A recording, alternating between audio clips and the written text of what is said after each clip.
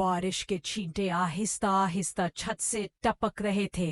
कमरे के कोने में एक बूढ़ा शख्स, जिसके चेहरे पर वक्त की लकीरें एक मुकम्मल कहानी सुना रही थीं, कुर्सी पर बैठा खिड़की के बाहर देख रहा था। इसका नाम अब्दुल रहमान था। इसके बेटे फराज को घर छोड़े हुए आज तीसरा साल था। फराज एक जिद्दी और खुददार लड़का था। तालीम मुकम्मल करने के बाद उसने एक बड़ी कंपनी में नौकरी पा ली थी, मगर उसकी कामयाबी के साथ साथ उसके लहजे में वो नरमी, वो अदब, वो प्यार खत्म होता गया जो किसी बेटे में होना चाहिए। अब्दुल रहमान दिन रात अल्लाह से दुआ करता कि या रब मेरे बेटे के दिल में नरमी डाल दे, मगर बेटे के दिल पर दुनिया की चमक छा चुकी थी।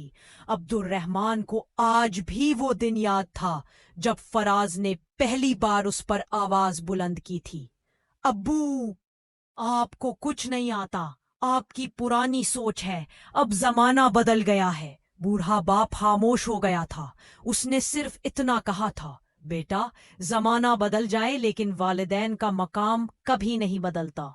मगर वो लम्हा शायद फराज के दिल से मिट चुका था। उस दिन के बाद उसने अपने वालिद के साथ गुफ्तगू कम कर दी। फिर एक दिन उसने कहा, अब्बू मैं शहर जा रहा हूँ, यहाँ छोटे कस्बे में रहकर कुछ नहीं बन सकता। अब्दुल रहमान ने मुस्कुराकर कहा, जाओ बेटा, मगर कभी भूलना नहीं कि तुम्हारी कामयाबी में मेरी दुआएं शामिल हैं।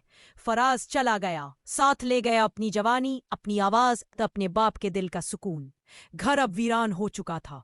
दीवारों पर लगे फराज के बचपन के फोटो जैसे रोज बाप से सवाल करते, बाबा फराज कहाँ गया, वो क्यों नहीं आता? अब्दुल रहमान हर रात कुरान खोल कर बैठता और कहता, या अल्लाह मेरा बेटा खैरियत से हो, अगर मैं उसे ना देख सकूं तो कम से कम उसे तेरी पनाह में देखूं।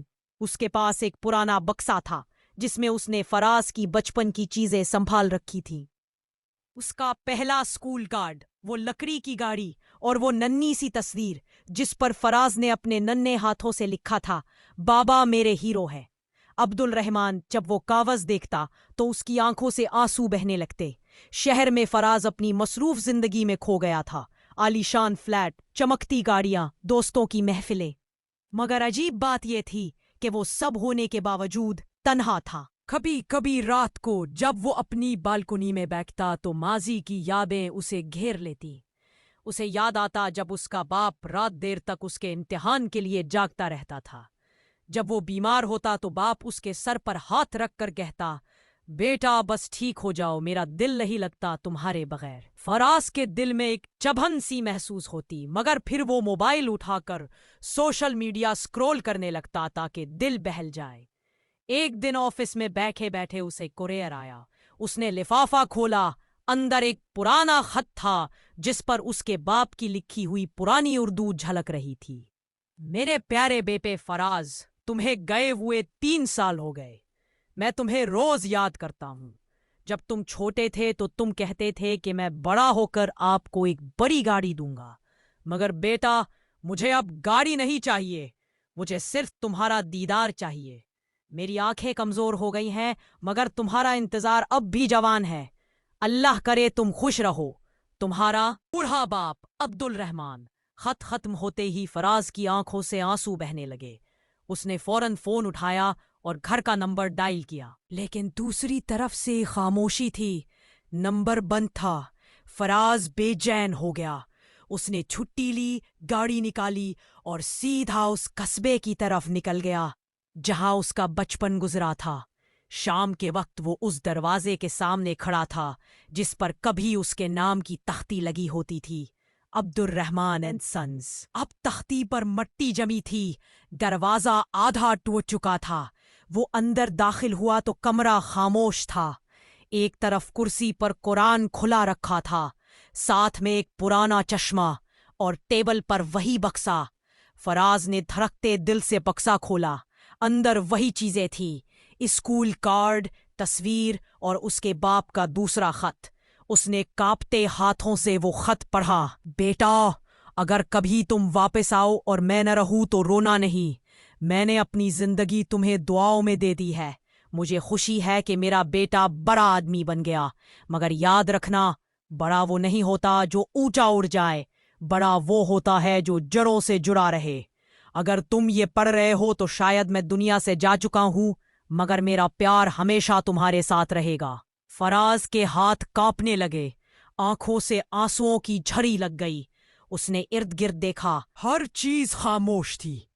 اچانک اس کی نظر دیوار پر لگی ایک تصویر پر پڑی، وہ اور اس کا باپ ہنستے ہوئے۔ فراز زمین پر بیٹھ گیا۔ اس نے وہ تصویر سینے سے لگا لی اور زاروں قطار رونے لگا۔ ابو، کاش میں ایک بار آپ سے کہہ دیتا کہ میں آپ سے محبت کرتا ہوں۔ اس کی آواز کمرے کی دیواروں سے ٹکرا کر واپس آ رہی تھی۔ باہر بارش زوروں پر تھی، شاید آسمان بھی اس کے دکھ میں رو رہا تھا۔ اس نے قرآن کے پاس جا کر بیٹھا اور آہستہ سے وہ صفحہ کھولا جس پر اس کے باپ کے آنسوؤں کے نشان تھے۔ پڑھنے لگا، رب ارحمہما کما ربیانی صغیرا، اے میرے رب ان پر رحم فرما جیسے انہوں نے بچپن میں مجھ پر رحم کیا۔ اس دن فراز نے فیصلہ کیا کہ وہ اپنی باقی زندگی یتیموں کے لیے وقف کرے گا تاکہ کسی اور کا باپ تنہا نہ مرے۔ اس نے گھر کی مرمت کرائی، وہی رہنے لگا، روز قرآن پڑھتا اور ہر رات وہی الفاظ دہراتا، ابو آپ میرے ہیرو تھے، ہے اور رہیں گے۔ کچھ دن بعد گاؤں کے لوگ جب اس کے پاس آتے تو کہتے، فراز تمہارے ابو تم پر فخر کرتے اگر آج ہوتے۔ وہ مسکرا دیتا اور آسمان کی طرف دیکھ کر کہتا، مجھے معلوم ہے وہ دیکھ رہے ہیں۔ بارش رک گئی تھی مگر عبد الرحمن کے بیٹے کے آنسو نہیں۔ اس دن ایک بیٹے نے جان لیا کہ دنیا کی سب سے بڑی دولت والدین کا سایہ ہے۔ جو چلا جائے تو ساری کامیابیاں بے معنی ہو جاتی ہیں۔